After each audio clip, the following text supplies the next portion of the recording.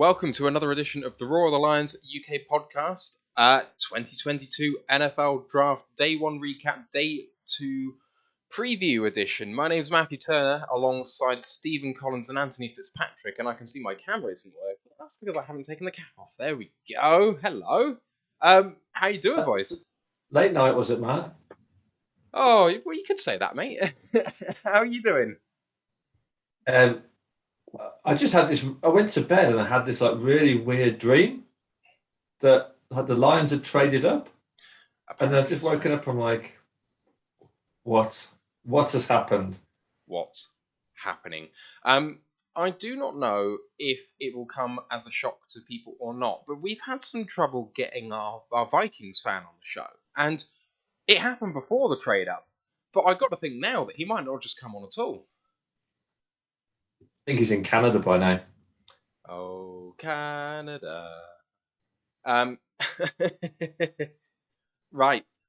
So just go through this quickly. In the next hour, we've got two excellent guests for you. The Jets UK podcast in 15 minutes time, and then half an hour after that, the Turn Up for What podcast that obviously focuses on, since what used to be the Houston Texans. Ewan is really, really good value too, so looking forward to that. Let's briefly touch on the Lions. So, Steve, at the end of the day, number one is Trayvon Walker, and it came down to a straight choice between Hutchinson and Thibodeau. We expected Thibodeau, but we've got Michigan's agent Hutchinson. What do you make of it?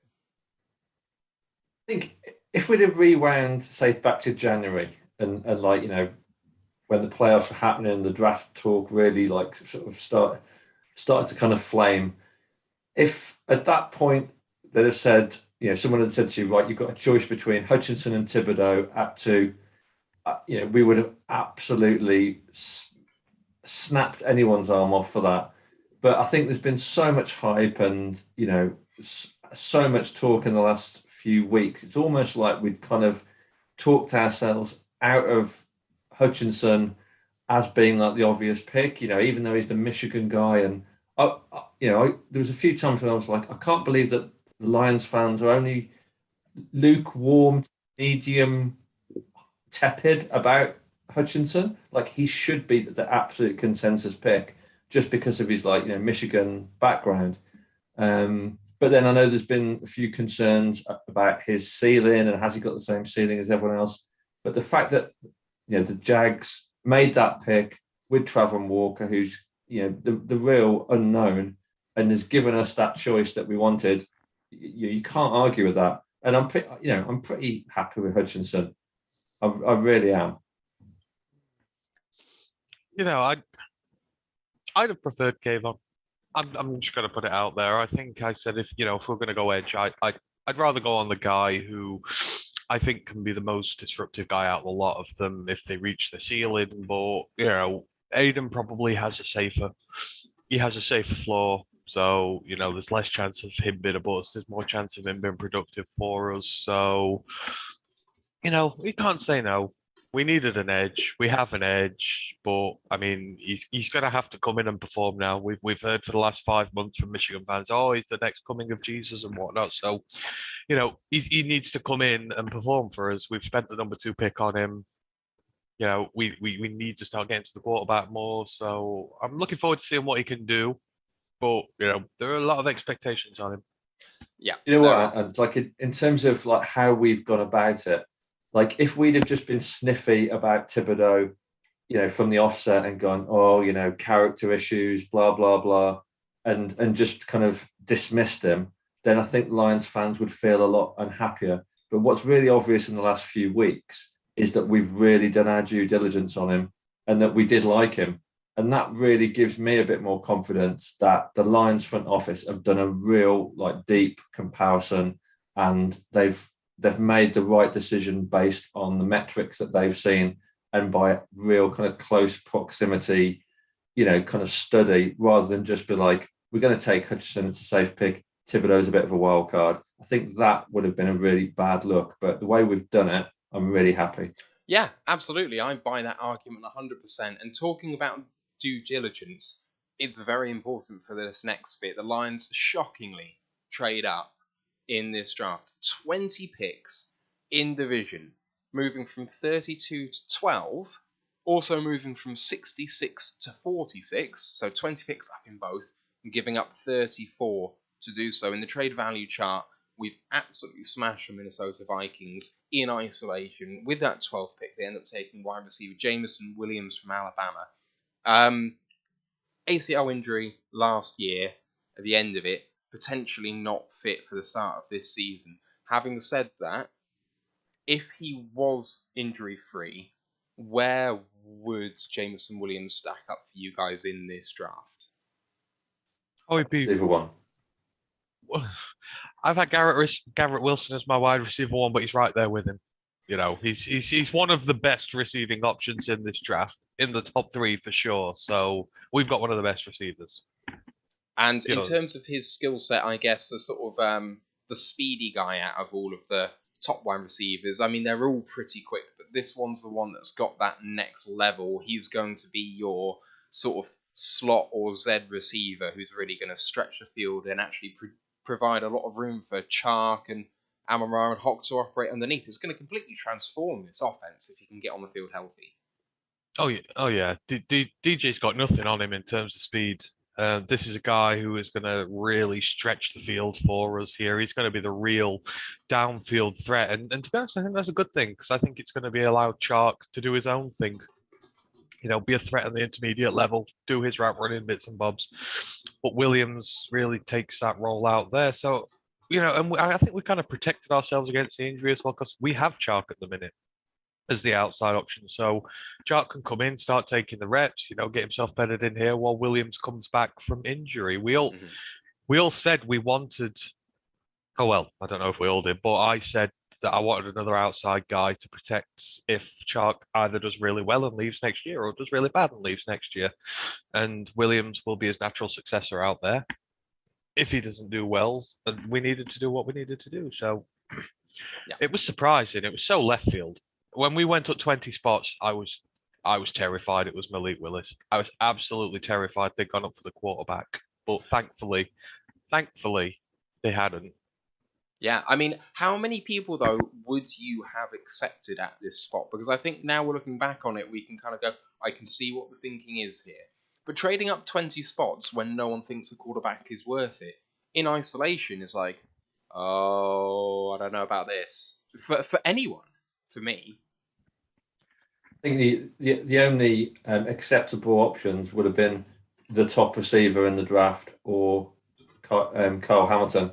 I don't think there's anyone else that I think would have been worth it. And yeah, we took one of those two options. I was kind of a bit like, oh shit, Hamilton was on the board and we didn't take him. But then when you think about it and just think it through and think, okay, we've now got that receiving core that's like set for the next like 2 or 3 years. You would hope with some real talent, and I think inadvertently we've also caused like a wide receiver kind of car crash over the next few draft spots that ended up without the Packers taking a single receiver when their biggest team need is a receiver. So I think inadvertently that's also been good for us. Well, I wonder how much we have to thank the Falcons for that as well, because they started the whole damn thing off by taking it's like, what the hell are they doing taking a receiver? Especially Drake London at number 8. It was one of the worst picks of the entire first round from them. And you kind of figure if they'd have not gone there and the receivers hadn't have gone so quick, would we have needed to go up so far and give up the capital we did to go and get a receiver? I mean, it's just all these little things really influenced the draft. It was crazy the amount everyone was trading around in that. But I said, there could be 8 receivers in there. They would go early. The Jets would take one. The Commanders would take one. They did. Just so happens the Falcons took one as well. Everyone panicked. It was just like the entire NFL ganged up on Green Bay, and it was beautiful.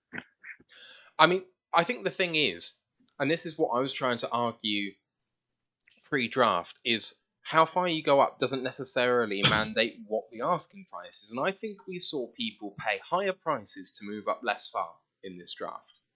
And that's the amazing thing to me, that in division, we've spanked the Vikings. Like, whether the move works out or not, whether Williams is good, we've pulled their pants down.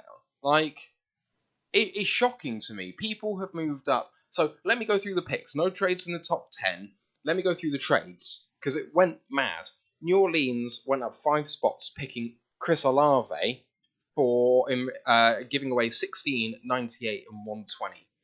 Philadelphia traded up 2 spots to 13, taking Jordan Davis in return for 15, 124, 162, and 166. Arizona got Hollywood Brown and pick 100 in return for Baltimore's 23, which ended up being traded to Buffalo. Philadelphia got AJ Brown for Tennessee's pick 18, which ended up being Treylon Burks and 101. Kansas City got traded up to 21 to take Trent McDuffie in return for New England getting 29, 94, 121. That Buffalo pick that I mentioned, 23, they took Elam, the cornerback, and Baltimore ended up getting 25 and 130. And at 25, they took Tyler Linderbaum. The Jets traded up to 26 from 35, also getting back 101, giving away 69 and 163, as well as number 35. And finally, Jacksonville traded up 6 spots from 33 to 27, taking Devin Lloyd, giving away 106 and 180. Having a look at all of those trades, ignoring the ones that included players, because they're so hard to gauge what's going on there. Kansas City traded up from 29 to 21 and gave away a 3rd and a 4th round pick. And traded up 8 spots. We basically gave up less than that to move up 20 spots. Like, it's mental. Yeah. People said that it was going to go trade crazy, and they weren't wrong. Yeah. I mean, but the asking price isn't uniform. Just because you move up further doesn't mean you pay more. It depends on the team you're trading with. I still can't believe that someone gave the Ravens a 1st round pick for Hollywood Brown. I think that's absolutely mental. Yeah. I still can't believe that the amount that the Saints have ended up giving up for Olave. When you think what they've traded this year and what they've traded to get up again there, it's like, that's crazy. And they would have still had a guy at 15 if they were there. But they've ended up giving a lot for him. And that was just the thing with the positions in the draft this year. If there was going to be a run early, teams were going to panic and go up. It could have happened with quarterback. It could have happened with tackle. Didn't happen as early with tackle. The teams that wanted them got what they wanted, but it was receiver.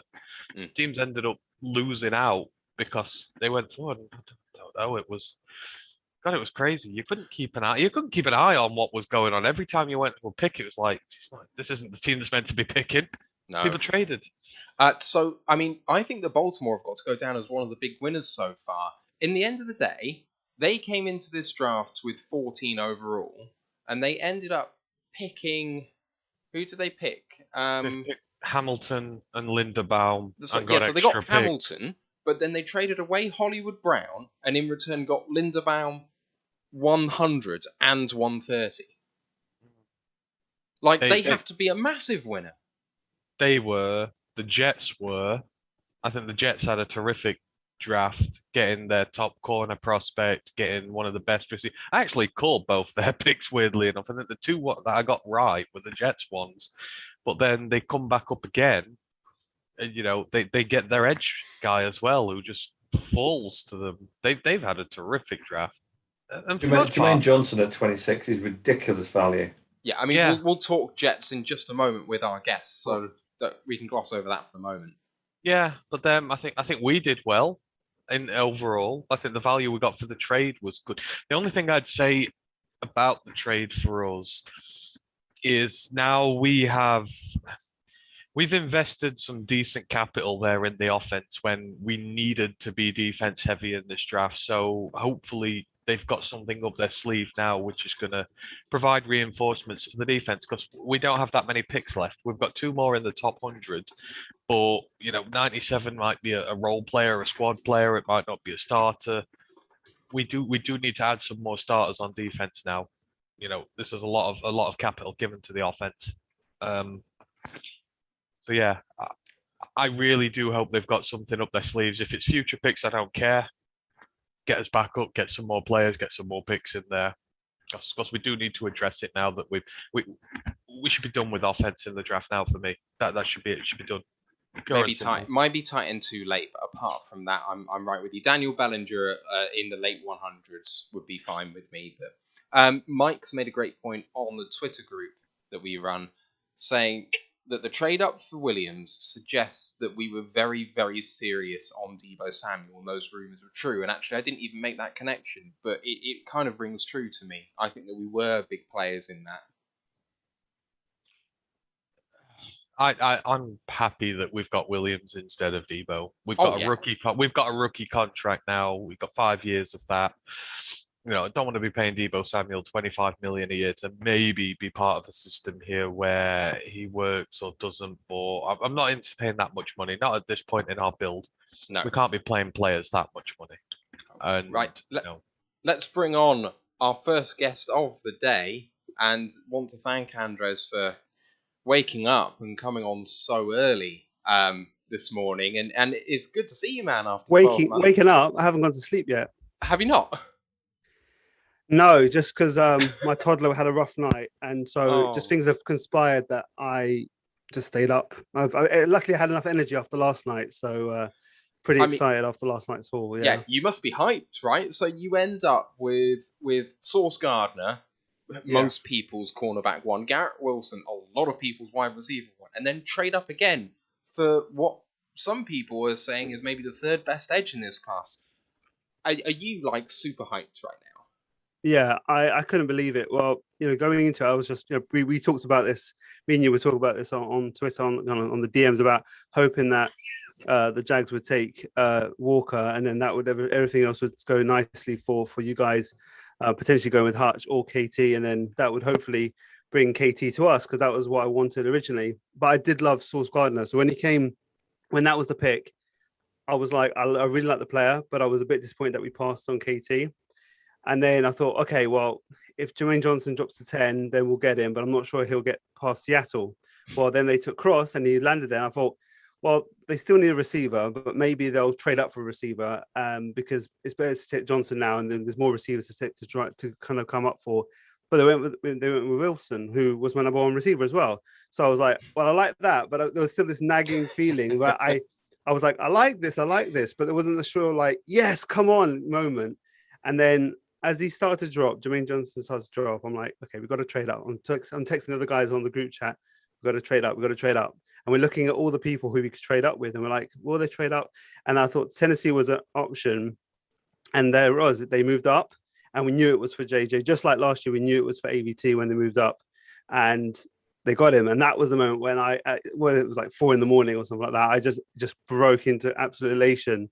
And then, apparently, according to the meeting, Salah and Joe Douglas meeting after the draft, they've been trying since pick 15 to move up. So they spoke to every single team to try and get up, and they couldn't get a deal done. And they just worked. And then they finally got on the clock at 26, and he was there, thankfully. And yeah, it's a great night. They got the top 3. They got 3 of the top 8 on their board. So I'm really delighted with the outcome. And we've got still a lot of picks. We've got pick 38 and another third and 2 fourths as well. So yeah, it's looking really good to round out the rest of the team. I mean, so you have a ridiculous number of picks, can I say? It's sorry, not ridiculous number of picks. You've got a pretty good number of picks, and so who? Actually, let's talk about the trade first, and then the number of picks. So yeah, you ended up trading 9 spots up from 35 to 26, and you gave up an early third and a mid 5th. What do you make of the value on that trade? I'm really happy with the value, especially because of the player you go to get. We also got the 101st back, so we got a late third back. So we gave up an early third, got a late third back. We traded up from 35 to 26, and then we gave them that 5th as well, which we had 2 fifths. So going into the draft, we had 2 firsts, 2 seconds, a third, 2 fourths, 2 and 2 fifths. So we had a lot to play with, and so this is what we wanted. We wanted to use some of those assets to get up. We don't want a 10, 11 player draft class like last year. We had a 10 player draft class. We were the youngest team in the NFL. We want to let's concentrate some of those draft picks on better quality players and get players earlier on. And that's exactly what we did. And I think they could potentially do it again. Maybe they drop back from 38, but I think they could probably move up with some of those later picks as well. But really happy with the deal. I was pretty happy with, especially getting JJ at that time as well. And just looking at those picks, then, as I mentioned, a lot of them. So not only one on day 2, but it's one on day 2. No. One of them's a late comp pick as well, isn't it? But they're all in that sort of range where you can still get, especially with such a deep draft, some good starter talent. I mean, we took Amon-Ra St. Brown in a sort of similar range last year. And we got Michael Carter at that time as well. Yeah, absolutely. And what a guy he's proven to be. So you've got 38, 101, 111, 117, and 146 remaining. If we could carve out a dream scenario from now onwards, what would you like to see happen? So probably it really depends on if Nakobe Dean falls to 38, then you go with that. If not, maybe you trade back a little bit and pick up a little bit more, just to concentrate the assets on the kind of third and fourth round picks for a few of the players. So I think from 38, there's probably a drop off to what we want. I like someone like Chad Muma to come in. We need someone next to CJ Mosley. We've got Quinn and Williams' brother Quincy there. He's a good role player. He's got a lot of energy, but he's not ideal for what we need. He's a bit reckless. So someone like Chad Muma to come in to be the heir apparent to CJ Mosley would be great. I like someone like Kirby Joseph. We need a kind of a rangy safety to pair with Jordan Whitehead, who we brought in from the Bucks. So we need a safety there. Probably another running back, maybe more of a thumper, someone like Tyler Algier from BYU, someone we've looked at. We've liked the pair with Michael Carter as that kind of a bit of the heavy load when you've got Michael Carter, a bit more of the fleet-footed one. And then maybe a third tight end at the end of the draft. It's a very deep draft for tight end. So, and after that, it's kind of maybe a defensive lineman, something, a best player available after that. But we're pretty happy with the 3 holes that we filled today were 3 of the biggest holes that we had. So I think it's just safety and linebacker, and then otherwise it's just best player available. Questions, boys? You're going to be picking 6th effectively tonight, aren't you? Yes, I believe that is. Yeah, that's the Panthers pick that we got for Darnold. So, I mean, if you look at the kind of sort of consensus best prospects available board, I mean, there's still a couple of decent safeties around. Yeah. Petra, Brisker, and I mean, Kenneth Walker, the third's still, he's like about 20th on the consensus board. Is there any particular one that you think that is the biggest need for you? I would say, I think safety and linebacker are the 2 that we kind of are the biggest needs in terms of filling. So we've got decent players. We've got a few decent players. We've got LaMarcus Joyner there, who's a bit of a journeyman. He can do a job, but you want to improve that role and make him like the backup. So safety is one. Linebacker, like I said about Quincy Williams, again, he's okay, but you want to improve that. So those 2 roles, I think, ones we would want to target with whoever's the best player in those positions, unless Travis Jones is the other one. Travis Jones would be, if he's there, maybe he's the guy that you pair long-term next to Quinn and Williams because of the value. But I think it's those positions. You'll make Ant very unhappy if you do that. Yeah, Travis Jones is ours. Right, all right, yeah. No, I think he's a lot of people's. I don't know if he makes it to 38. I think I think it's going to be the best player available they like. But I do think they could trade back from this pick now and maybe get more assets in the 3rd and 4th round and then, focus on there. But sometimes I just don't, in this point, I don't know where they move a lot. I thought they were going to go trenches. We talked about this. Matthew, was it you I talk about? Do you run the, who runs me and Ant do Twitter? It between us, but I think actually you were talking to Ant at the time, I believe. Right, so Ant, yeah. So, we talked about cornerback, you're going to go Sauce Gardner, or cornerback. And we're like, I said, no way, we're going in the trenches. And I was like, I was wrong about that because obviously they went with 2 skill positions early on. So it's nice that they are going away from the, where the general perception is of them, that they're not afraid to kind of pick players outside of where they normally pick. And so it shows a bit of varied and a bit of, a bit of variety from what they do. So I'm really excited now. This is everything else is gravy as well, for after last night. It really is, because those are the 3 big positions to fill, and they did that. So, and how do you? Go on. I was about to say I got 2 picks right in my mock draft last night, and both of them were your picks at 4 and 10. They were the only ones I guessed. I guessed Ahmed Gardner and then Garrett Wilson. Yeah. It was, I mean, the receiver one was pretty obvious with how we chased Tyreek Hill. We were in for a lot of the receivers when they were available, a lot of the veteran receivers. I think the receiver was pretty an obvious one. Some people say maybe Drake London might have been the pick had he fallen past the Falcons. I'm not sure. That's some people have reported that, but I'm very happy with Wilson anyway. And Gardner, I love Gardner. I just didn't think they were going to go that way. It was nothing about me. I actually thought, I love the pick. It just means that you don't go with KT or the edge rush at position, which I was against. I really wanted to get that position filled then. But I love now everything's worked out. It's kind of I'm just really, really happy with the three guys that we've got. No, I think you'd be happy with Wilson. He was my wide receiver one in this draft. I think he's the best. He's the better guy from Ohio State. He's threat on all three ends of the field. So I think you'll be very happy with him. No, I think he complements our offense really well.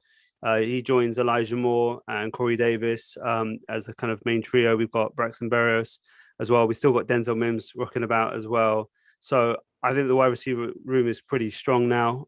We've got a couple of good tight ends we've brought in. The line's looking decent.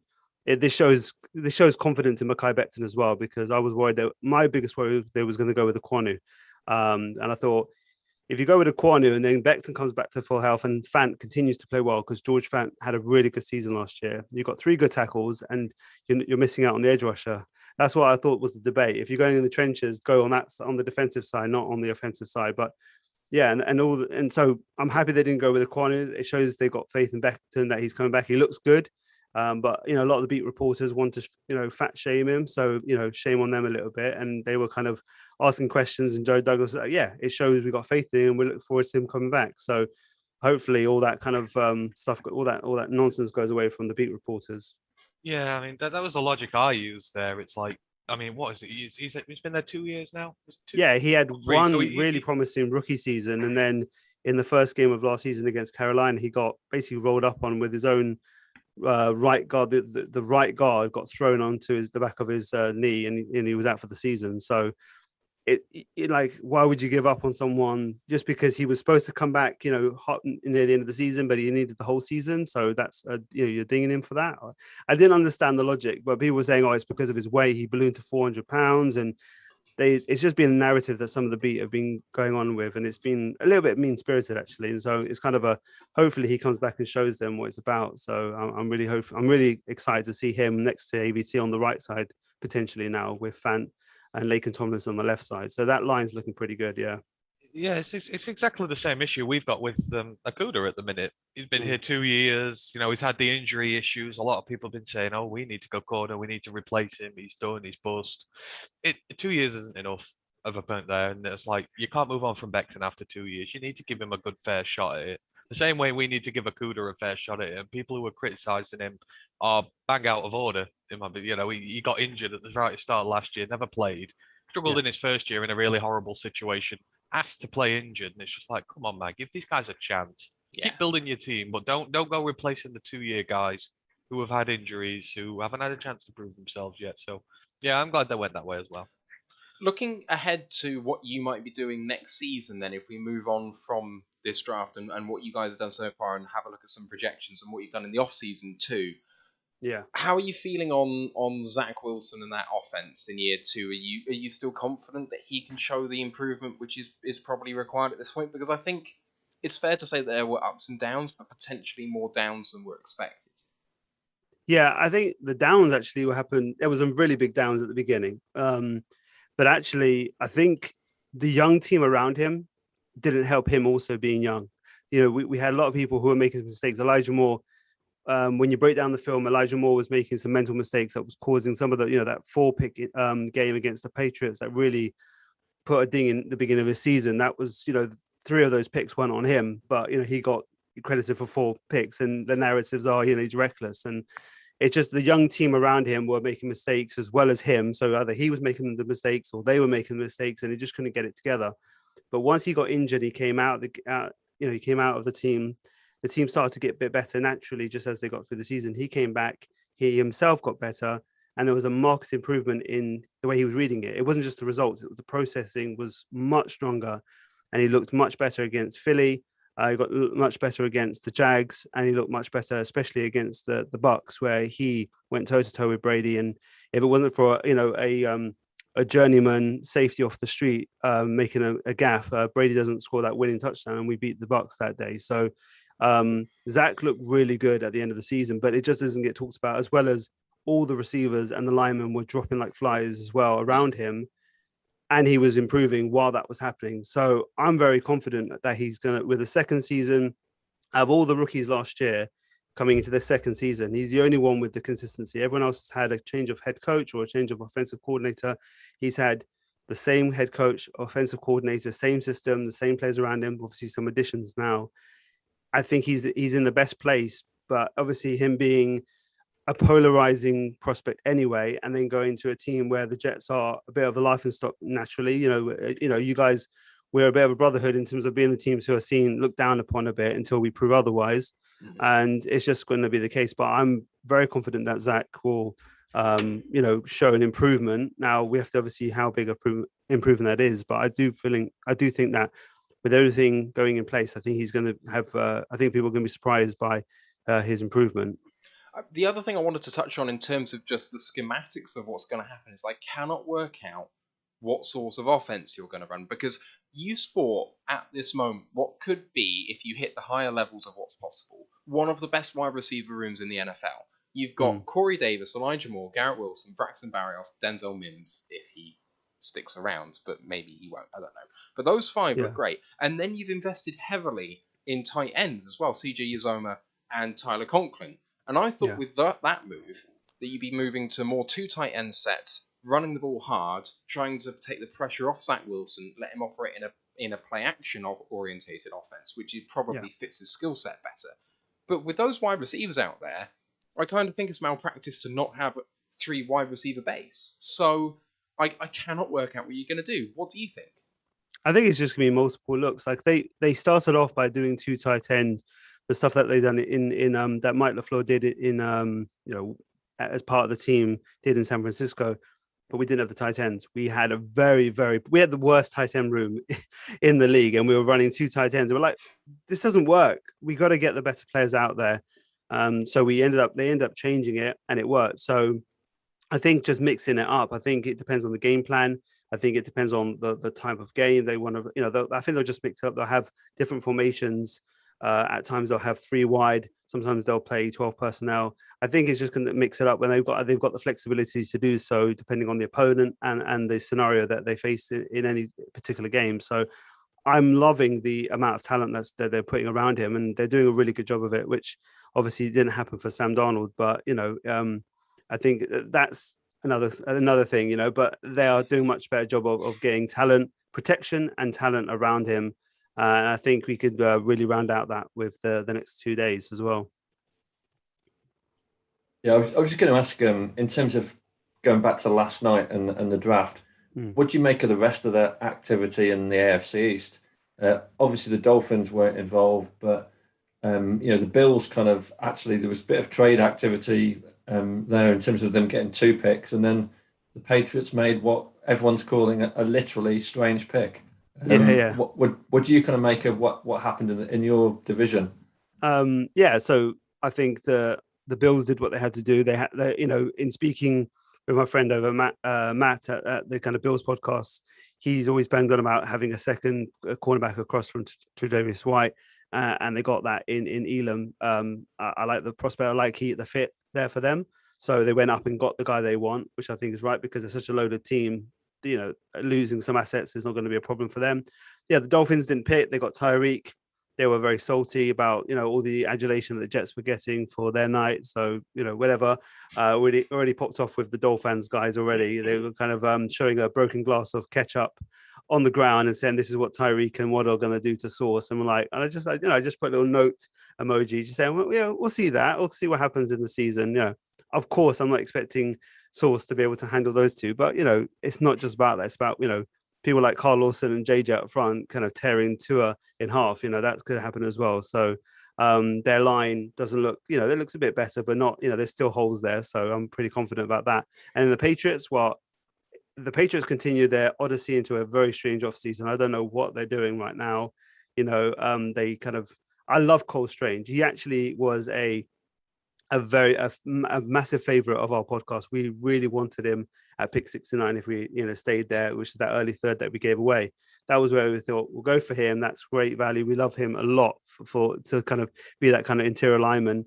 And now he's a Patriot, which is not nice to lose into the dark side, So, but they overdrafted, no doubt, because he was a late second, early third at best, and they took the guy they like, fair enough, but yeah, they move back, they take a guard, and okay, how is this better for Mac Jones? He struggled at the end of the season when people started to see more tape on him, and we'll see how he progresses in the second year. I see maybe a potential sophomore slump for him.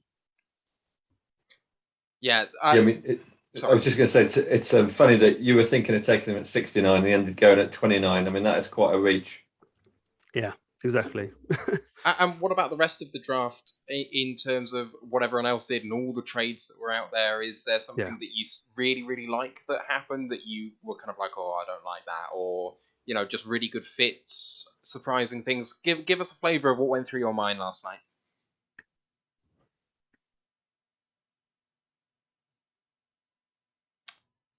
Maybe the sleep's caught up with him, though. Oh, I thought that was me then. No, not you. I think his internet's gone to sleep. Yeah, might be. The New World Order with the Patriots have silenced him for being critical about them. Oh, there we go. All right. Sorry, you lost me there for a second. Sorry. Yeah. So you were saying about the rest of the draft. I thought it was a really crazy draft. It was a really fun one to watch. Obviously, we were big part players in it, and it was an extra fun thing. But yeah, the AJ Brown trade for the Eagles, that's, great for them. Tennessee Titans, I don't know what you're doing. You hope that Burks becomes half the player that AJ Brown is. So I'm not sure about that one for the Titans. And yeah, I think you guys, I love the trade up for Jameson Williams. You guys got your guy, your local dude at 2. And you got another blue chip talent. I love Jameson Williams is great. And you guys got less pressure, like, Holmes and Campbell, a little bit, or especially Holmes being in the GM, he's at the same year as Campbell. There's a bit less pressure than what Joe Douglas is at. We didn't think that Joe Douglas could take Jameson Williams because just because he's had that Gay season, that last Gay season was part of his record, and then he's had last season as well. So we kind of another kind of 1-6 season. So we thought we need all the assets out there, and if there's any kind of delay in Jameson Williams going back, there's pressure there. But I think for you guys, it's perfect because you can bring him in halfway through the season, and he's there for the future. And you guys your setup is strong enough that there's no worry about your record. You're still building. I think for Douglas, there's a little bit more pressure. So he went with Wilson, but I love Williams a lot, and I think it's a shame he got hurt because I think he'll be easily. Neither of us would have had a chance to get him had he not got that. So I guess it worked out in your favor. But no, I love that move as well for you guys. And I guess the Giants, the Giants did basically anyone who's drafting could have done their job, right? Of Thibodeau's there, take him, all right. And then all the linemen are there. Okay, so you take Thibodeau first, and then you're going to get one of the 3 linemen at 7. Done. Your night's done. But those are 2 really good players for them on either side of the line. So yeah, I think it was a crazy draft, but I think those teams did pretty well. Just from a kind of local, regional point of view, like New York football's been in the doldrums for like quite a while, but there's a lot of flashy talent that's all going to arrive in New York. So it might just it could be a bit of a sort of kickstart to the whole city in terms of the sort of football side of things. Oh yeah. Yeah, I love the setup that the Giants have got. I think it's finally a good one. They've been messing around with. They've been looking like we were a few years ago. I think since when Salah was hired and Joe Douglas paired with him, it's a really good pairing. You really feel that there's a change in. It's been a long time since we've been in the playoffs, but because there's been so much chaos, there's been, we're going to have a GM that select the head coach and the head coach select the GM. They never pair together. There's always, bad relationships. That all puts aside when Joe Douglas got to hire Salah, and then that's been a really good pairing. And you can see them in the war room when Joe Douglas got on the clock. There's a video of him going, "We're on the clock," and Salah's jumping up, and there's a really good energy between the two of them. And I think the Giants have finally got that after messing around with Gettleman and all these other coaches. I think that pairing from Buffalo is going to do them well. And I've got quite a few friends who are Giants fans. So yeah, we've been speaking about them. I think they're a good job. I don't wish them too well, but I don't have as much ill will as some of my friends in America. Obviously, being actually in the city there's more of a rivalry for my friends who live in the New York area, because obviously that's kind of a local rival. For us, it's just like, okay, they're another NFC East team that we see every 4 years. So it's not too much of a rivalry, but you try to keep it alive a little bit. But yeah, no, I think the Giants are looking good, and the Jets have probably 1 year ahead, but looking really good as well. Cracking stuff. We're coming to the end of our time, but just remind us where we can find you in your pod. Yeah, so we're on Instagram, Facebook, Twitter at Jets UK Pod. We're also on YouTube as well, so you can find us. We do some video work as well. So we'll be rocking on. We'll be doing some recaps for this draft, where I'm going to be recording the round 1 recap. We're going to be doing the full recap, and then I like to have lots of shows with different guests as well from different teams as well. So it's not just too Jet specific, especially when we get to the off season. So yeah, just check us out. Cracking stuff. And I think we're playing you next season, so perhaps we will talk sooner Definitely. than 12 months' time, maybe in advance of that game. Absolutely. We'll definitely catch up before the game for sure. Fantastic. Great stuff. Thank you for coming on, Andres. Really appreciate your time, and we'll speak to you soon. No worries. All right. Enjoy the rest of the draft. Take care. Cheers. Yeah, take care. All right.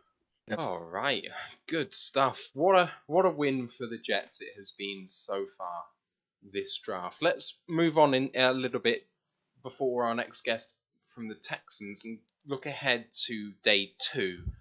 So the Lions now not picking early doors. Lions picking at 46. What are we reckoning, boys, in terms of now we've slept on it? Who do we really want? Because the glaring needs perhaps are still linebacker and safety. Who do you think maybe we can get late? Because we can only get one of those positions at that pick. If it is going to be one of those positions at all, who are you favouring right now?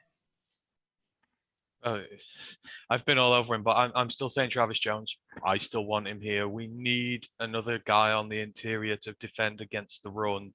We need a defensive pick, and the odds are he might be there now because all the quarterbacks are still sat on the board, and I can see there've been an aggressive squabble between teams now trying to come up and get them. I think a lot of players are going to slide here.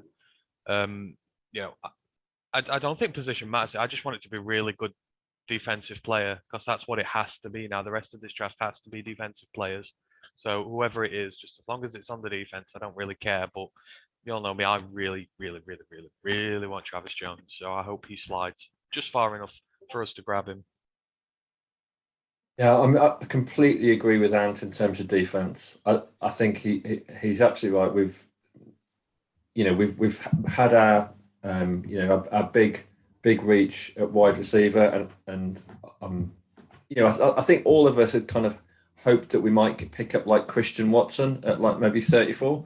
So I think the wide receiver was always a position to be looked at, but it's got to be defense.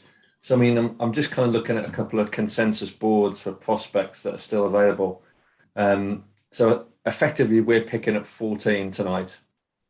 And I'm looking at the CBS consensus board, and at number 14 is Jaquan Brisker. And, I couldn't think of a better pick in terms of our round 2.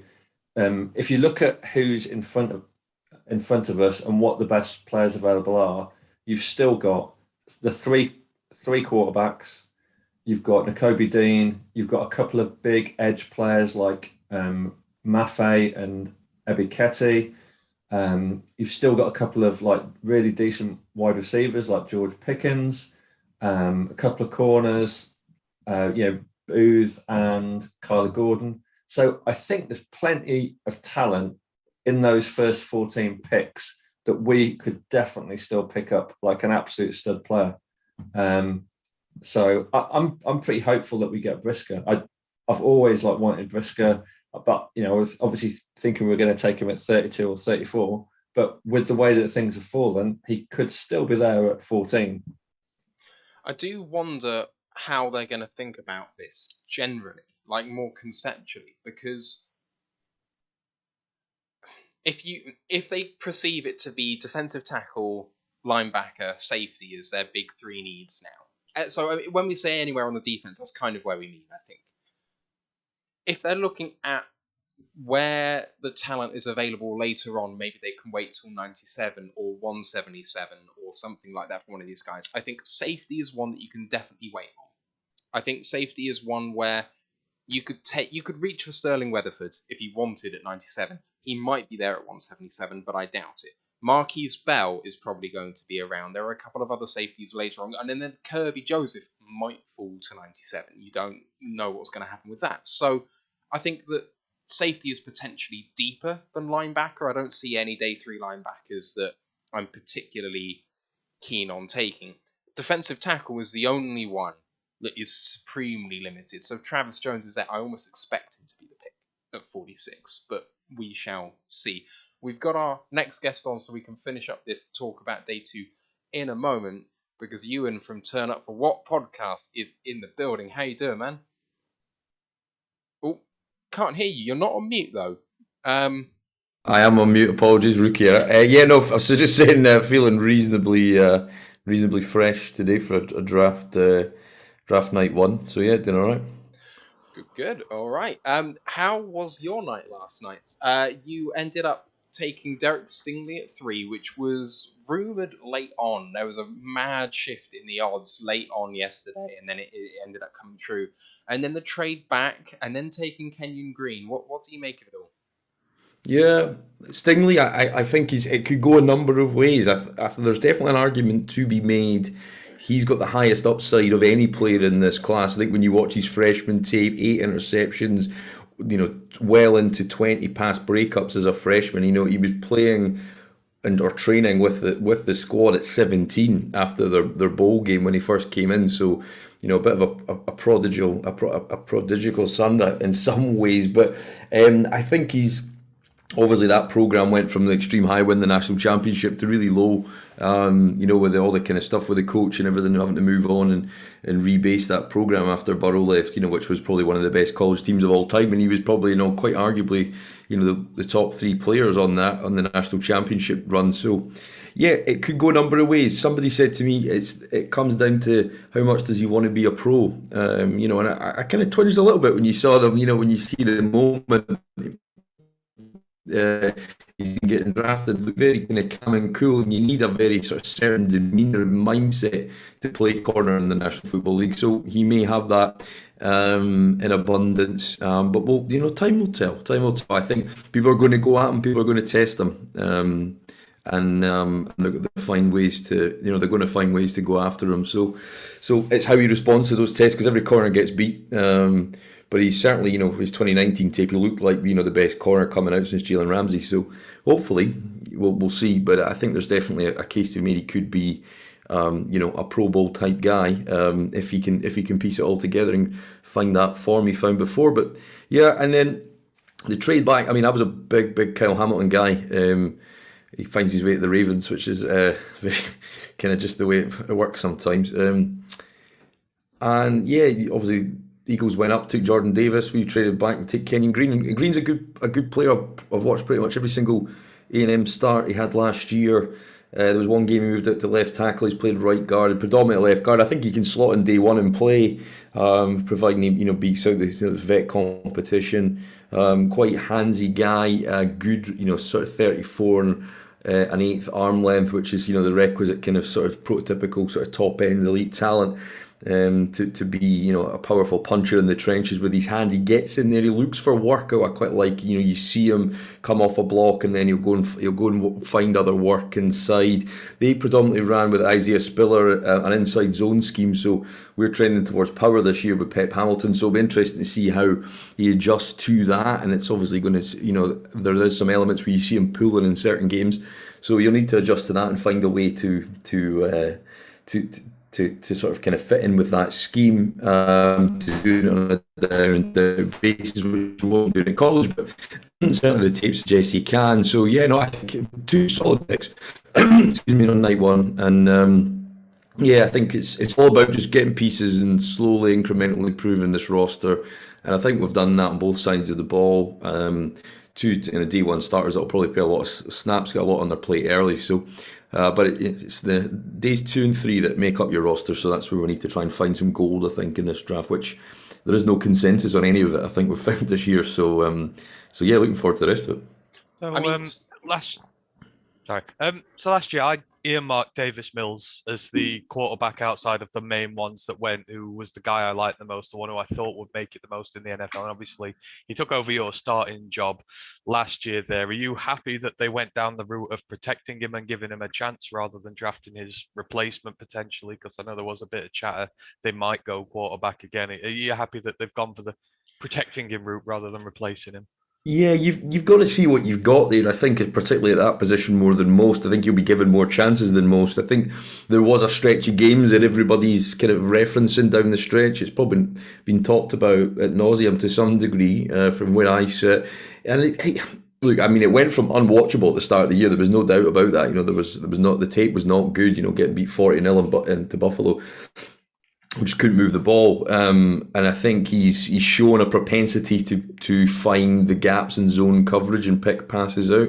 One of his best things he did at Stanford was find the ball on the outside. The deep ball was pretty good, and he caught there with Brandon Cooks towards the end of the year, and Brevin Jordan, Nico Collins both came on. That's when we were live last year, and we picked Brevin, and he certainly didn't play at all the first half of the season. It all kind of came together in a reasonable fashion. And it was a good battle against the Titans.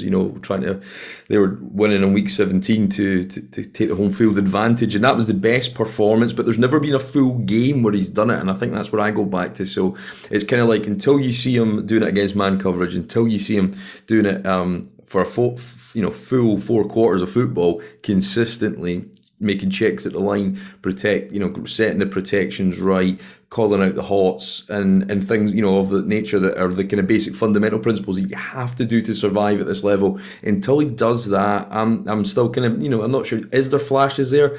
Absolutely, but there was also screen passes hitting the floor, at some point last season as well. So you've got to take the whole sample size. You can't just, selectively pick towards the end, because that's the most recency bias in your mind.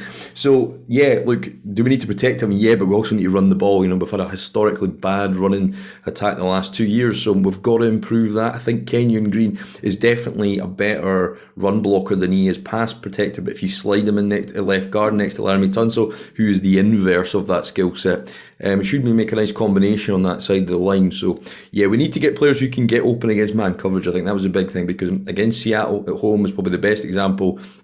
That classic cover 3 zone concept. Second half switched it up and went predominantly man, and we stalled a number of times in that second half, and they kind of won that game quite easily. With Rashad Penny, running a couple. So yeah, I think it's definitely right that we put pieces around them to see what he's got. But it was a need for the team regardless of Mills anyway. So we've managed to tick that box night one. You have an insane number of picks remaining. So you've already picked twice, but with your trade down that you did, which you picked up 15, 124, 162, and 166. That leaves you having picked 2 with 11 more picks in this draft. You've got 37, 68, 80, 107, 108, 124, 162, 166, 170, 206, 208. So, none of them are even fodder particularly. The latest ones you have are mid-6th round picks. This surely makes you... I know that there are lots of gaps in your roster, but this surely makes you trade up candidates throughout the rest of this draft. Yeah, I'd set we talked about this last week, the over-under 3.5 trades. We made one the week off with New England, packaged a 7th and a 6th to get up into the 5th. I think we'll trade up at least once in the 2nd and 3rd round, if not twice. We did that last year. I think that's the sweet spot for this draft. I know Caserio's only got 80 to 100 players on his board, as he does every year. I know we only had in the region of 14 first round grades this year. So the real kind of meat of the draft is in the sort of 2nd and 3rd round. So I think we'll at least go into the 3rd once if we don't already go in the 2nd. But I could see us trading out of the 37th back into sort of the cluster spots, if you like, because there's I think that's, you hear kind of, GMs talking about that, and that's where you kind of often find the success. If you've got 4 or 5 guys there, you go back into a spot, you take one of them that you're good at, and actually, 9 times out of 10 that'll work, rather than going to chase the white, the white elephant or what have you. So it's one of those ones. It's you don't want to fall in love with too many, but there's a lot of good guys. I don't know if you want to get into that today, but there's a lot of guys that I'm looking at. This was the first year I put a draft board together. I put out my guide, positional rankings this week, and I was pretty accurate, I think, first night. So everyone was the top 2 and 3 at the position. So that we got right. But I think there's a lot of depth, I think, there. And there's the way, in terms of this talent curve, if I've seen it anyway, there was about 4 or 5 guys who were kind of reasonably on the periphery of being classified blue chip. You've got another sort of number of players, about 8 to 10, who are kind of in that second tier. And I think really from probably pick 25 last night right up to probably 60 odd today, there's not much in it. It's prick your preference more than it is, differentials in talent. Oh yeah, absolutely. So if you were constructing like a kind of perfect mock from here on out, who are you banging the table for where you're picking right now? What's great for you in day 2?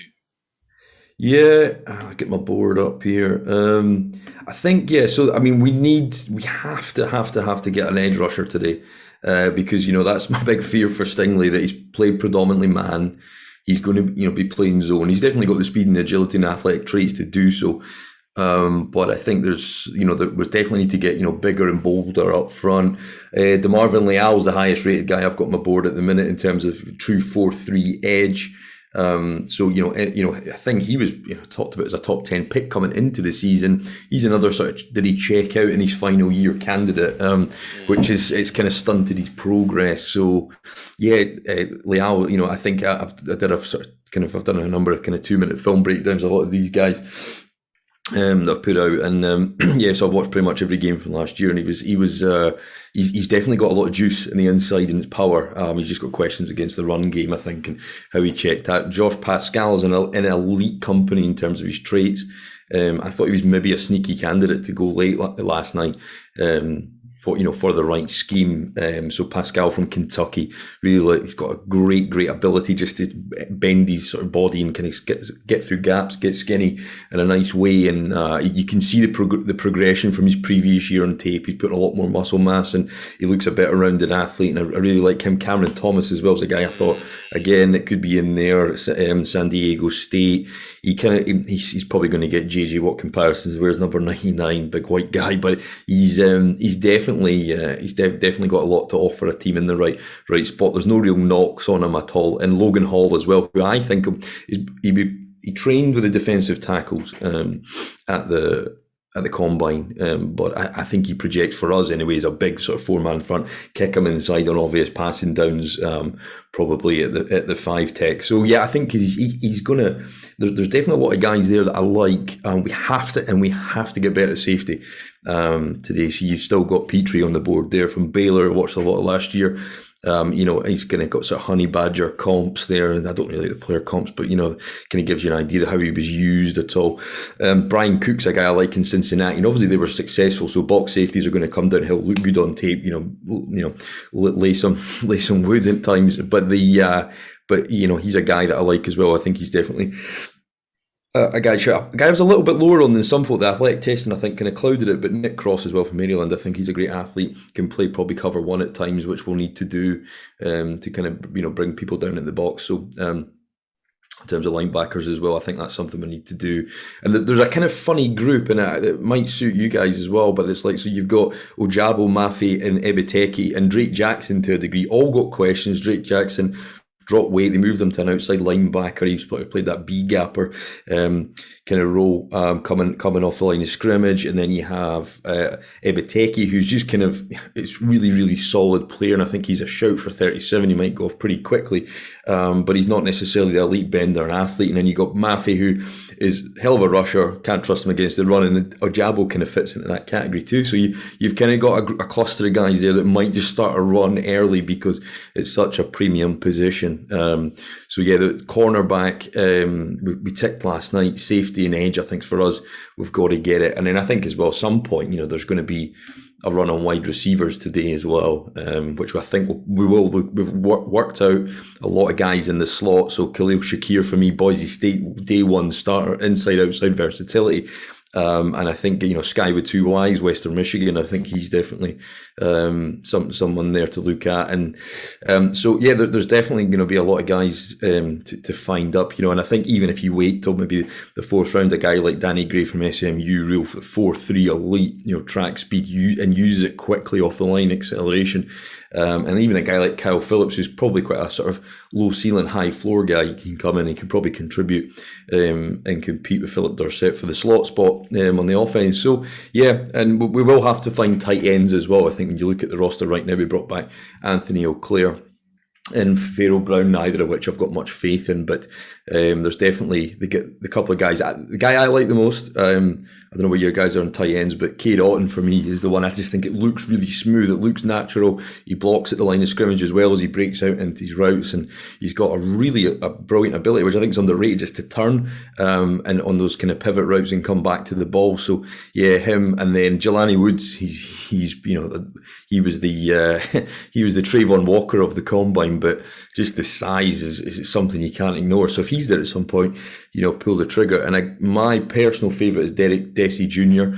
I struggle to see if he's a true Y or he's a U tight end, but certainly he was their offense at San Jose State. Goes up and grabs the ball and high points it. Does a lot of good stuff at the line of scrimmage, sealing off the edge on the cutback lanes.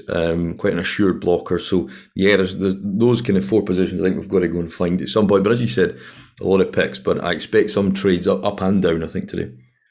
And maybe just to touch on your division, we've got to start at number one overall. What do you make of the Jags taking Trayvon Walker?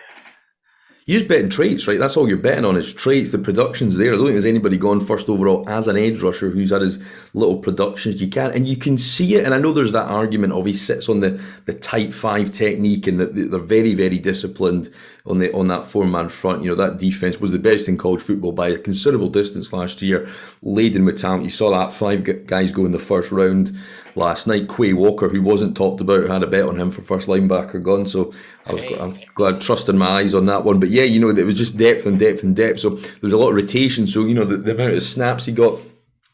Yeah, I don't know. It's a funny one, Trayvon, because he looks everything. At the combine, it was easy to sort of say he looks exactly like everything you would want a four-man front to have on the edge. But his best work comes from rushing inside, solid against the run, but he's quite a high tackler. There was a couple of games, I think it was Kentucky, and he just went right over the quarterback, scooped underneath and got, and he missed chances for production. So it's a bet on the traits that the production will come. Whether that will, I don't know. That's the biggest question for him. But yeah, it's an interesting one. And the rest of the teams in Division Tennessee, what do you make of what they've done so far? So Treylon Burks, wasn't it? They traded out, obviously, A.J. Brown to Philly. So yeah, a couple of guys moving in the first round, and I really didn't think Arizona had space for another receiver, but there you go. But I suppose when you're 5 wide pretty much 90% of the time, then you need bodies there. So yeah, and it's another elite one, and you've got 2 receivers both picking up 25 mil. So I don't know how that's going to work longer term, yeah, I think the Tennessee, they've obviously moved on from A.J. Brown, which I'm delighted to see the back of. If I'm honest, he's been, he's coming into the league and he's been everything you would have probably wanted from a second round receiver, and that's probably the sweet spot for a lot of guys today. So, if we are to trade back up, I think it would be for a receiver in the second round. So, yeah, no, good to see the back of him. They got Treylon Burks, who was a funny guy because it was a really difficult evaluation, I thought, because I had him as the number 1 slot receiver, as a kind of big slot guy on my board, but they found so many different ways to get him to the ball. It was almost forced, but you see that big long touchdown he has against Alabama, comes back to the ball on the outside fade and then just cuts inside and goes. And he doesn't look that fast, but that play showed that he can beat elite secondary players, to the end zone. So yeah, he will be interesting. I think he's one of those guys that could go a million ways. Certainly the guys from Arkansas really rated him. So, but he was their offense. They almost force fed him the ball at times. So it was almost quite obvious, what they were doing. So, but he was in motion. He lined up at H back. He lined it up, in offset I. He was there in the backfield next to the running back. There was screens, screen passes, jet motions, you name it. They were doing it to give him the ball. So, yeah, I don't know. It's quite a funny one, but yeah. And then Indy are not in the first round this year, are they? Because they traded it off. So, So yeah. I mean, it's hard to say that again. So just Carson Wentz. That's it. Yeah, the ghost of So yeah, no, I think it's. I mean, you've got to temper expectations, right? Because I think it's 10% of rookies. I think I heard Bill Polling saying this week that actually contribute in a meaningful way. If you're relying on rookies to improve your team, which we are, doesn't necessarily set you up for the best seasons. So, it's vets that'll win you games. Rookies are developing, so we'll see what they come in. But yeah, I think it was always going to be the first step forward. It was the first time Casario's had free rein to go and do what he wants.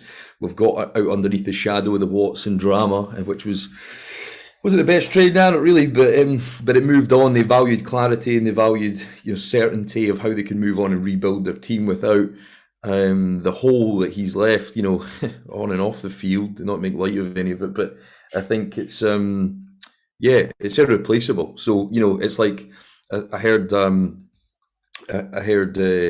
of the former GM, one of Nick Casario's comments yesterday, and he said, he's only passed the midterms. He's or his prelims. He's still got to sit the actual test, and the next 3 drafts of the test. So if we've got 6 picks in the first round over this year and the next 2, is that going to be enough? Is my question I keep coming back to. Even if you hit on all 6, still doesn't put you in there, and it's all irrelevant till you get a quarterback. So this time next year, if we're sitting here in a year's time doing this again, and we've got a quarterback that we can believe in, the whole complexion of it changes. But it's nice to get an elite corner, but when you have one.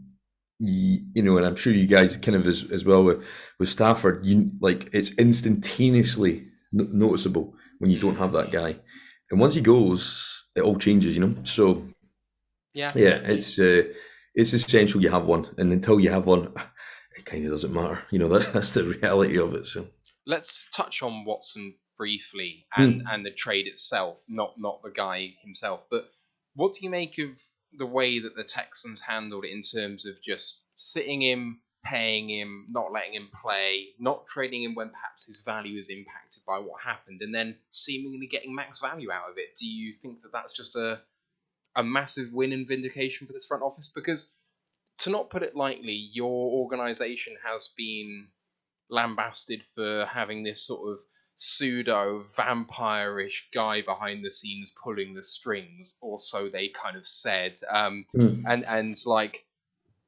does it seemed like it might be in sort of disaster territory, and that trade and where it could have been, he could have been in prison and out of league for 10 years, and you've come out the other side, and it looks like you're in as good a position as you could have been, considering where you were 12 months ago. Yeah, I wasn't totally sold on the trade. I thought the lack of second and third round pick, particularly this year, the way I judged it was year 1 equity flow, and it wasn't there. I think you got 1 first and a 4th. I think you had to get max value when you know the certainty of those spots. If Cleveland go and have a good season, the next 2 years we're picking, borderline second round. So, I didn't think it was. I don't agree it was max value. I think I think a player like that's never come on the market before. I know people see the 3 first round picks, but actually, when you value chart it, I think it equated to the first overall pick and a second. That's all. When you right now, because obviously you peg the future ones at 18th, on it to get an average. So actually, when you look at that terms, it's not that great. So I think it was never going to be enough, whatever it was. That was always going to be the question. It's a unique proposition to hit the market that's never happened before. So, it should have gone for more, was my reaction at the time, and it still is. particularly year one in terms of equity. Year 2 and 3, you don't know, so there's a big element of risk on the back end of those later payments and picks. So no players back as well. I know the agent kiboshed any players going late on, and you got a fourth and what have you, some pocket change in there. But so we'll see. I think I think the way in which he left, it's kind of tradition that athletes will kind of take out a page in the local press and say goodbye and a thanks to everybody. He's not done that. He's just done one and that's it. So I think he's left on bad terms. Can't wait for the 12th, what's that, next Thursday, so to get the fixtures out and see when he's coming to Houston this year, so if he's not suspended. So they'll be there, blue in the face and hanging over the sideline, tell him what I think of him. I think that'll be there. I think he turned his back on a franchise that gave him everything, and I know it's not been run well, and I know it's not been the best, but he was a part in that. He was an actor and a factor just as much as anyone else. He supported O'Brien, and if O'Brien hadn't had him, he would have gone before then. And he kept him in a job for a couple of years there. So that was one of the biggest protagonists in the downfall. So it's you feel like you've been held back in some ways in the last couple 18 months, and you're starting to come into the other side of it now. It feels like the morning after today, and it's just good to move on and start to see a new era, because you just were in limbo for a year. Like you said, they paid him. They had to just basically bide their time and see how it goes. So we got a fair return, you could argue, but he's got to hit now. You've got to hit. It's just about his pitch. You've got to find quality players that's going to build out a roster that you can sustain over. Every team's window is 3 to 4 years. So the clock's now on for this window. So if you don't get a quarterback next year, you're almost looking to the next window by that point. So it's hopefully these guys are just foundational pieces, and we get some really good quality depth contributors in the next couple of days, and we start to look a bit more the roster, because it's all short-term vet guys, and there's about 2 or 3 guys on this team that would get starters elsewhere and not everywhere. So we need to improve that. We've kept you for a while, Ewan, but any final questions, boys, for our guest? No, loads of time, so fire away. Just going to ask. Obviously, with the way the boards fell last night, it kind of all went a bit weird after about pick 12, and there were a couple of real big names like Jermaine Johnson and Karlaftis that kind of fell. But was it slightly annoying for you to see the Jags trade back in and pick up Devin Lloyd at, I think, 27? Did you think that was a good pick for them? Yeah, I like Lloyd. He's undersized though, and that was why he was always going to fall. He just doesn't tick those boxes. I think he's 5'9", I think 5'10". So, he's a slighter linebacker. You need that lateral mobility when you're sitting in nickel 70% of the time. So he'll probably, I think he'll be a good player. I think he'll be a decent pro. I think there was definitely some value. Obviously, a couple of safeties went late that were kind of borderline first and second round. Johnson's a funny one, because I watched his game against Wake Forest against Zach Tom, who's predicted to go like 4th round or something in that kind of region. And actually, Zach Tom got the better of him for 90% of that game. You saw him go to the Senior Bowl, and you have that recency bias kick in again. He's a great player. But I had him I didn't have him as a 4-3 edge. I had him as an outside linebacker and a 3-4. Obviously he's going to New York and he'll play in a 4-man front there, so we'll see. Maybe shows you what I know, but I think I question whether he would fit. I think he's a great athlete, great tackler. He's obviously ascending. He bet on himself. Left Georgia, he would have just been part of that rotation. Went to Florida, double-digit sacks in his final year. So I think he's a guy that might be a better pro than he was a collegiate athlete. This was a funny one, because we studied him at the bye week. We did a rundown of kind of sort of top prospects, and it was, if you can't unsee the Ohio State tape, once you've watched that, you're kind of like, okay, I don't think he's necessarily, there's just one play that sticks in my head, and you can read his name on the back of his jersey when the ball's coming through the line of scrimmage. So it's a difficult one, Karlaftis, because if you watch him against Ohio, if you watch him against Wisconsin, watch the tape against Notre Dame, if you watch him against a couple other Big 12 opponents, then he was a good player. Bit polished, you can kick him inside on passing downs, and he can be a big end in a 4-man front. But Yeah, and I understand why he dropped, because he was inconsistent. He's not played a lot of football. He's obviously, transferred Greek national and all that kind of stuff you've heard about him. But yeah, I think he's a guy that he was a sort of late first round pick for me. I had him I sort of ranked him in 5 tiers, and he was the top player in the second tier for me as a fourth edge rusher. In terms of your division, I guess the elephant in the room is the Colts, because they weren't involved at all last night, but they've been super active in free agency. How do you kind of rate their activity over the last sort of like 6 or 7 weeks, where they've made some real big sort of splashy moves?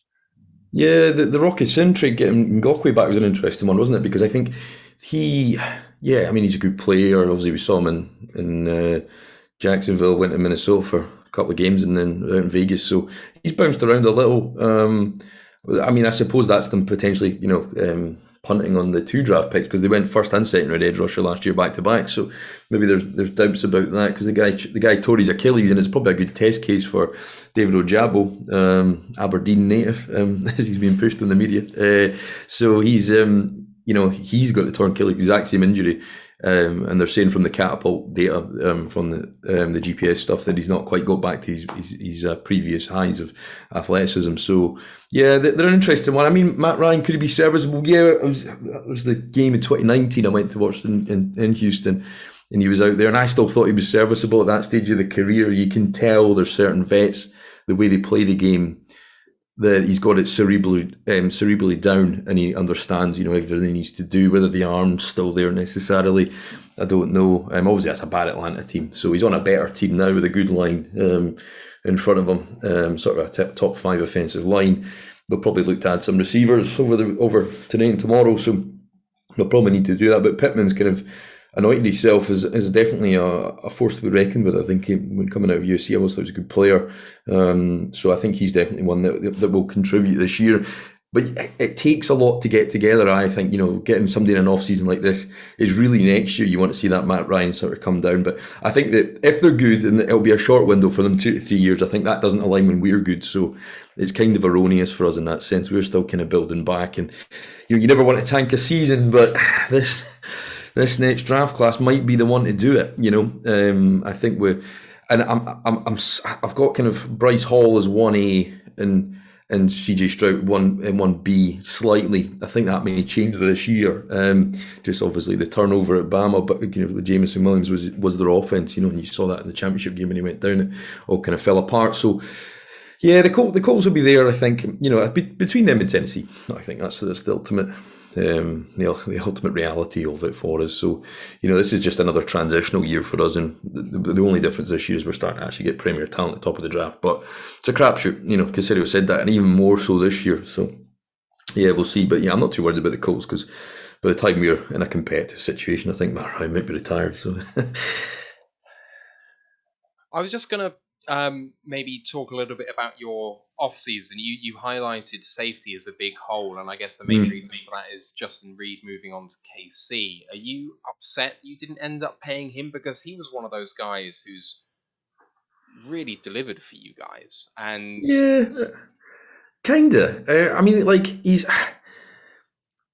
never been healthy for a run of games. And I asked the question when he went. I asked a number of people, I said, what does he do? What's his main skill? What does he do? What's his best attribute?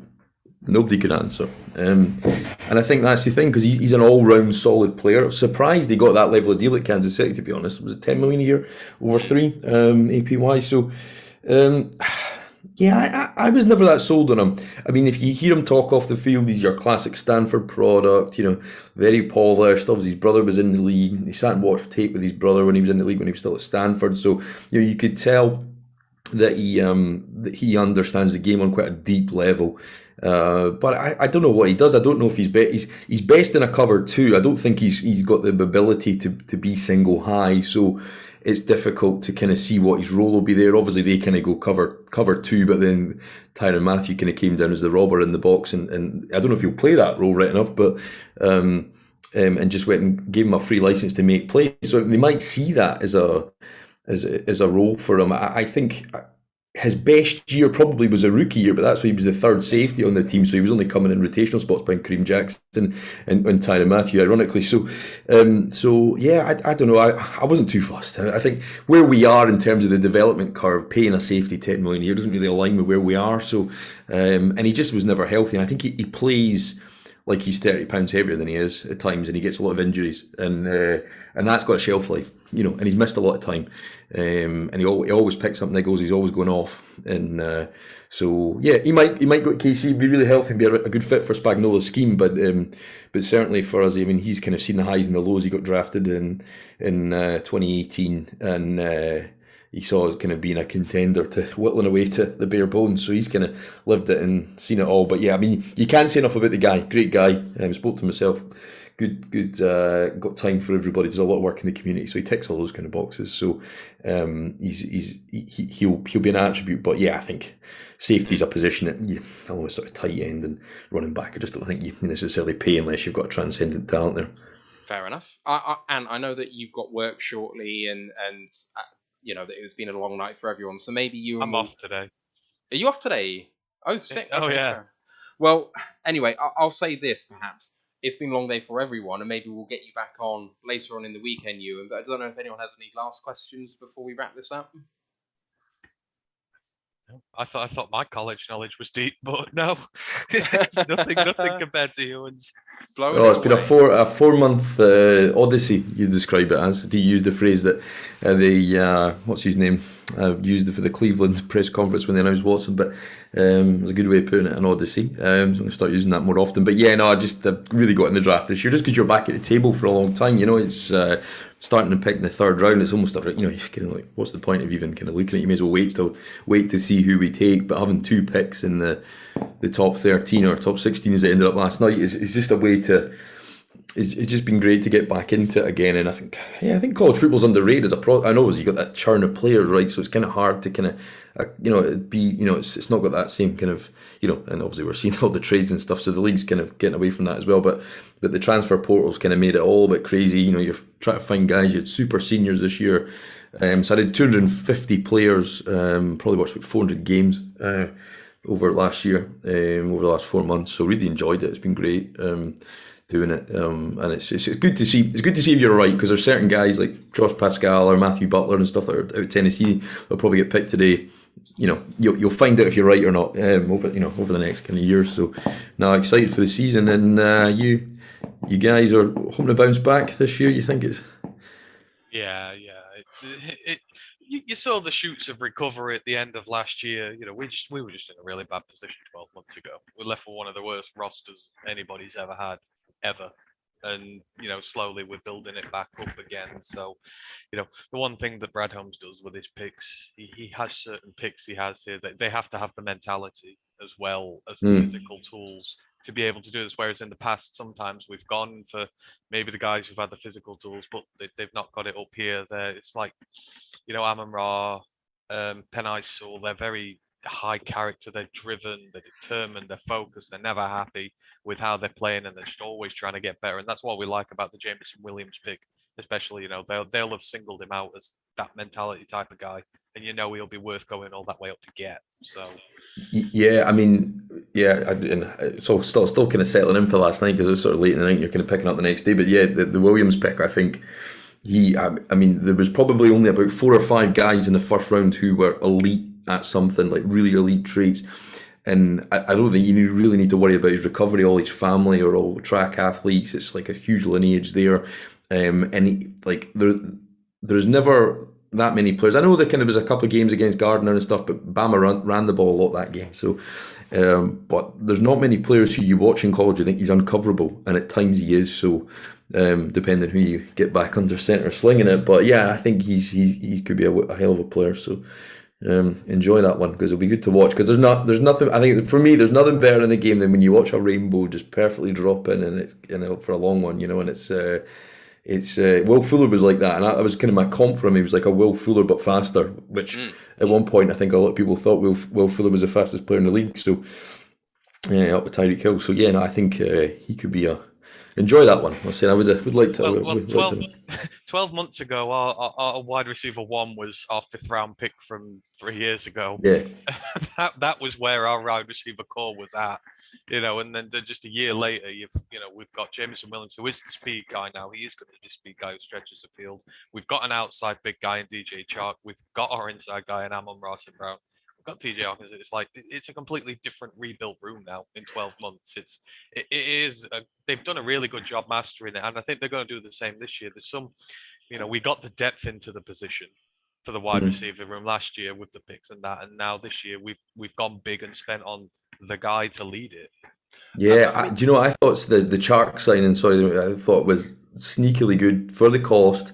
I've watched him play against a number of times. Jacksonville, he's obviously had some kind of issues in health wise in the last 12 months, but yeah, I think if he pans out, he was one of the best players on that Jacksonville roster, even when they were talented. So yeah, I think that was one of the signings that I thought good value for the money and good pan out. So yeah, I mean, you guys are a year ahead of us, because you got Sewell and stuff last year. So we're doing what you did last year, and we'll find out if Mills is the guy. And if Mills is the guy, then we probably jump ahead of everybody, on that rebuild, because you've got a guy in a 3rd round pick. I can't see it coming, but you never know. It might all come together, because year 2 when the light goes on, it slows down. They start to pick up on things they need to, and it could all come together in a very fast way. But yeah, I can't see it personally. But you never know.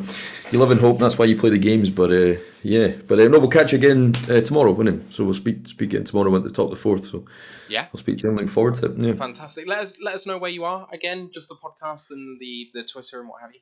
Yeah, so podcasttexans.com, you can go and check out the draft board. I'll ping you over the link in terms of going to split by positional board, kind of split them into 5 categories, like I said. So we can check that out. 4 months worth of work into that, so really proud to get it finally out. Although it was stressful, and you could toy around with it forever. But yeah, at Podcast Texans on Twitter, Facebook, Instagram, all that good stuff. Give us a subscribe and a like on the YouTube. Kicked on with that this year. So yeah, enjoying it. Always growing. Always listening to new people. Talking a bit of pace. Can enjoy it. So thanks, chaps. I'll catch you tomorrow, and we'll see where we are. We'll hopefully got some picks on both sides of the table to chat up. So yeah, looking forward to it. Fantastic. We'll see you then. See you tomorrow. All right. Cheers, you. Cheers. Take care. Cheers, guys. Have a good day. Oh, what a guest. What knowledge. Can't wait to hear from him with some of the deeper prospects later on in this draft, because that's going to be really, really good. I think that you've got a good guest there for a college football podcast during the season, and I think a good guest to tap into. I know. I felt emasculated on my own pod there. I'm just, Jesus Christ. I'm meant to be the guy who talks like this because I know all my stuff about the college. No, I'll let him do it. He knows. To be fair, Ant, it's not the first time you felt emasculated on your own pod. Oh, really? Please do give an example of when you've ever emasculated me on this pod before, Steve. Right, let's move away from the source, because that was taken at number 4 overall in this draft, and let's move on to a little bit of talk on day 2. Maybe spend 5 or 10 minutes just looking ahead. So, we've got first up on the clock, Tampa Bay, after they moved out of 27 to move down to 33. Who do you reckon is going to be the pick?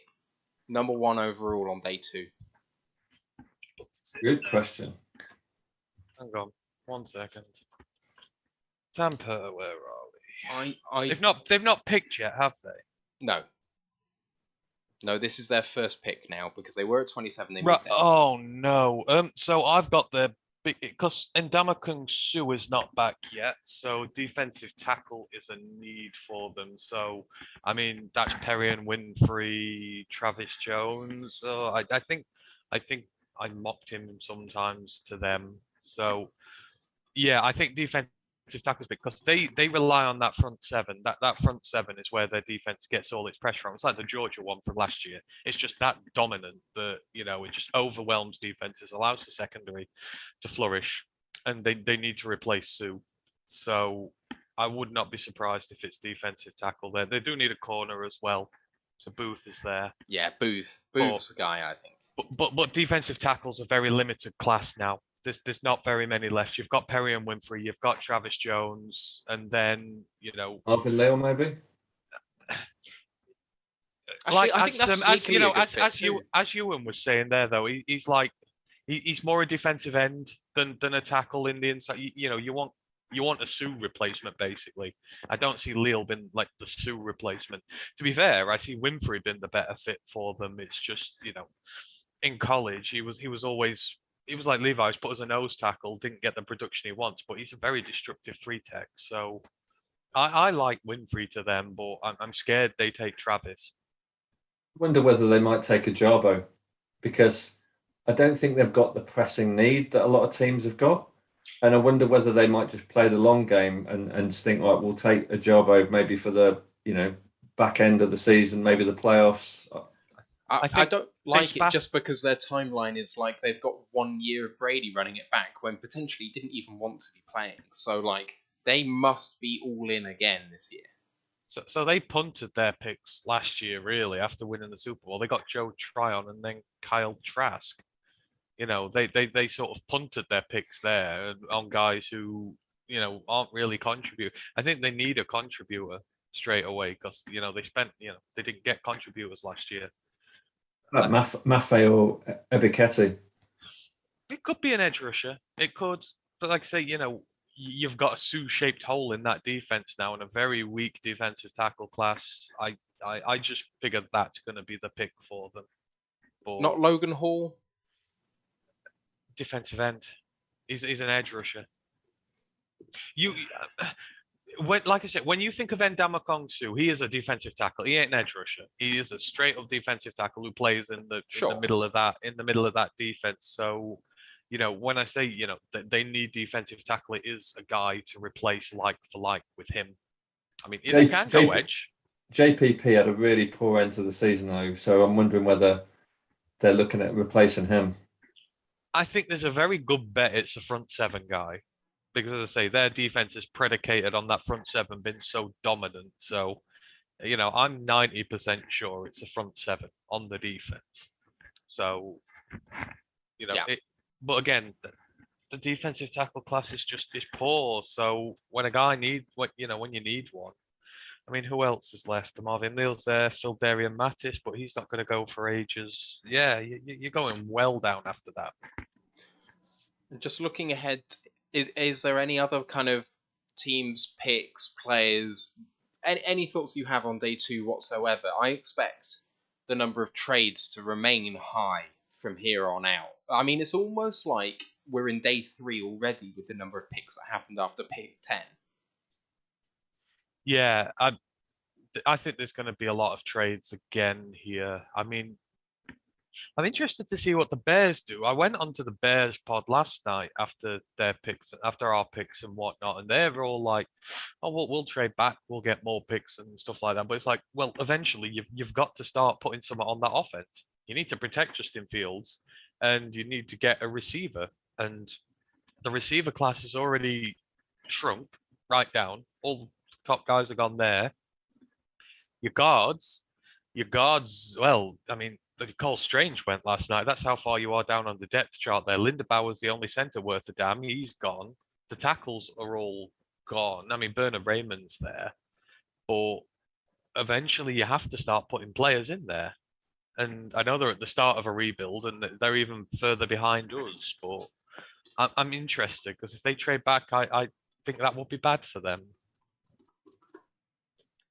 Yeah, just had a message from Cool Down Rat on Twitch who said Sue hasn't retired yet.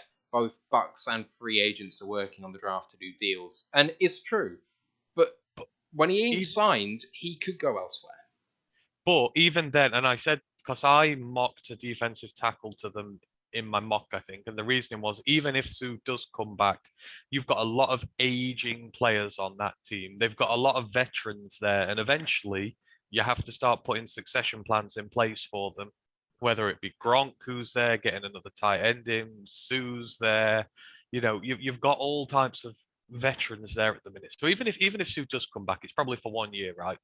So if you're going to get like a Perry and Winfrey, who is a little raw at the 3-tech spot and that, but you give him a year working with him, you're backed up long term at the position then. You've protected yourself, and that's what the Buccaneers need to start doing, is protecting themselves against the swath of holes that are going to appear when all these veterans go. And again, that front 7 is what they love to, base their play on. And who's the head coach there now? The defensive coordinator who ran that system. So you can bet your bottom dollar that he's going to want that front seven to remain in the vein it was under him. I want to just finish off our discussion talking about the list of invited prospects who have not yet been picked, headlined, I would say, by Matt Corral.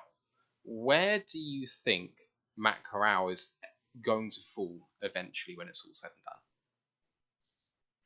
So if you look now, I mean, I guess who's on the clock and that. So, the Bucks and Vikings are next, I believe, if I'm right. They're not taking anybody. Jets are in there. Giants, I could see the Giants if they're still at this. I don't know how much the draft order's changed around now, but I think the Giants is the first pressure point here. I had them trading back up into the first to get a quarterback, but the situation has arrived where they don't need to. If they want to the Giants have got, I think, the 4th pick today, but then Seattle have got, I think, the 8th and 9th pick today, and I think Seattle will take one of either Willis, Corral, or Ridder. So just talking about like specifically the players that are still left effectively in the green room in some sort of horrible purgatory. You've got Matt Corral, you've got Nakobe Dean, you've got Kyler Gordon, and is there any more? And Malik Willis. Those are the guys that attended the draft that have not yet been picked. So, any thoughts on any of the rest of those guys? Well, I mean, Atlanta are coming back up again, aren't they? Pretty soon. Yeah. And you've got to figure that Atlanta will be in the conversation for one now, especially if Willis continues to fall, which I think they will, because, like I say, the first few teams picking today are not going to be picking quarterbacks. So you're going to get to 35, 36, and there's still going to be no quarterback gone. I see the Falcons certainly been in play, but I don't know why, but I'd feel that Ridder would be more of a fit there for them. The more pro style, the way they play, I think it fits. I don't think they go the dual threat guy with Malik Willis. I just don't think it suits the way they play. Corral, I mean, this could be a long old slide for some of these guys now, because if you're not going to spend a first round pick on them, then you're going to have to keep waiting and waiting and waiting. And I mean, New Orleans are still there, but they're far back. I think, Seattle and the Falcons are going to be the ones to watch for quarterbacks early today. All right, anything else you guys want to get off your chest? Because we've been going a little while after last night too, and we've got a full slate tonight as well. So, anything else you want to bring up? Just really looking forward to my breakfast. Yeah, I have mine at 7 or something, so I'm looking forward to a nap, because that is very much needed. Just want to run down the rest of our schedule today. We've got a few more slots to fill, which I'm hoping to do this afternoon. But booked in so far, we've got Seattle UK. Seahawks UK. We've got Sean Black from NFL Scotland. He's an LA Chargers fan. We've got Indianapolis Colts UK, and we've also got Andrew from Brick Breaks, who's a Bengals fan. We're also hoping to get Cowboys UK on, because we didn't manage to get them on yesterday, and hopefully there'll be a few more to fill too. Our coverage starts at 11:30 tonight UK time, which is 6:30 Eastern time in the States. If you're watching, if you're listening, we really appreciate you guys. Don't forget to try and support us in any way you can on our socials, or our Twitch and YouTube and whatever. We really appreciate everything you can do in that respect. Just want to say hey to Kurt Steele, what up, Doe, from your vacation in the Bahamas. Looks absolutely fantastic there, my man. And Luke G for tuning in too. For Steve, our thanks to our amazing guest this morning. We'll look forward to seeing you in about 12 hours' time. But for now, let's go Lions, one pride.